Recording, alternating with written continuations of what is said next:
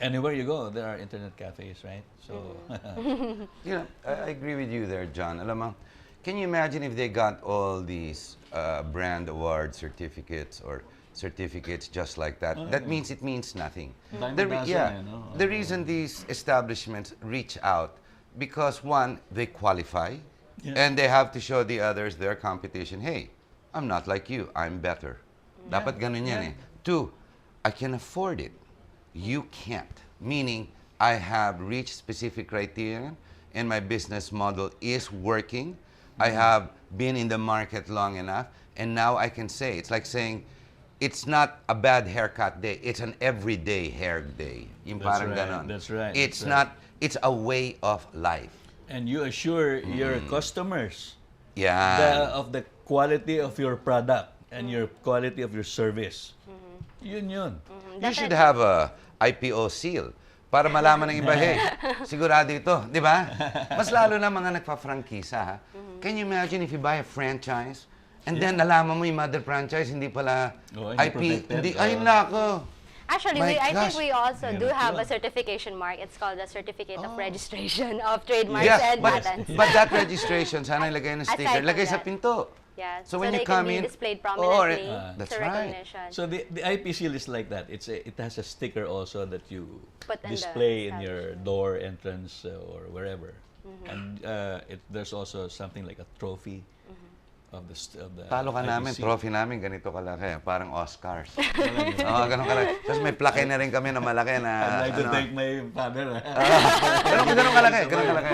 Ganun kalaki, ganun ta. In fact, pag hawak mo, we made it here in the Philippines, no less than in Paete, where they really do wood carving. And it's solid wood. Oh, that's nice. Yeah, it's solid wood. And it's carved, it takes 6 months to put together. It's a work of art. Yes, and when you put something like this, you put it on the shelf, kasi lahat ng plaques are all glass.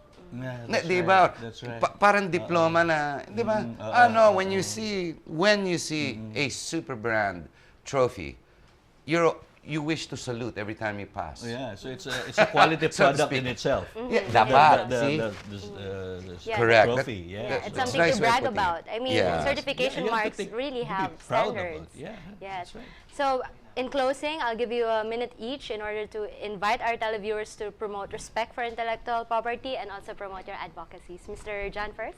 Okay. Well, firstly, thank you very much for having us here in your show, and thank you for considering IP as one of your topics for discussion in your programs. Mga kaibigan, mga kapatid, mga kapitbahay, alam niyo, 10 years ago, tumigil ho ako ng pagtugtog ng violin. Kung di niyo ho alam, violinista ho ako. I also produce my own albums. 10 years ago, tumigil ho ako dahil sa sobrang dami ho ng pirated products. Pati ho yung ako gumastos nung CD ko, ako nagbayad sa musicians, nagbayad ako recording studio, nagbayad ako ng arranger, kuryente, pinakain ko lahat yan, tapos yung duplication, replication, yung mga permits, tapos ho, pinapirate lang. Tapos wala silang puhunan, kung hindi, kukunin lang yung original ko, kokopyahin, tapos bebenta ng 50 pesos. Hindi ho ako kumita ron, sinara ko ho yung aking kumpanya. Nalugi ho ako. Sa sama ho ng loob ko, tumigil ako ng pagtugtog. This day, bumabalik ko ako sa pagtugtog dahil nakikita ko na mas marami hong taong aware, mas marami nang nakaka-appreciate ng intellectual property rights. Ako ho, buti ako. Kahit papano, nakakakain ho ako. Papano yung mga kaibigan natin, mga kasama natin, mga cameramen, yung mga scriptwriter, yung mga magagandang MC, at yung mga ating mga magigiting na mga co-guests ho dito. Hindi ho naubali yung mga sikat. Yung sikat ho, nakakakain sila ng matino. Pero ho, yung mga lightsman, yung mga gwardya, ng mga kumpanya, ng mga stakeholders, pag nagsara ho yan, malaki ho ang problema ng ating bansa. Hindi ho tayo nakakagulang. Huwag na ho tayo manggulang ng kapwa dahil hindi ho tama yan. Batas din po yan. Hindi ho tayo kriminal dapat. All right. Thank you, Mr. Harry Tambatco. Do you have any message for our viewers out there who want to be super brands? Mga kababayan, iboto po natin si John Lesaca. Taas po natin ang kamay. Mga kababayan, ladies and gentlemen, it's fun to be comedic on TV because it makes you smile. Yeah. Thank you very much for the opportunity given us.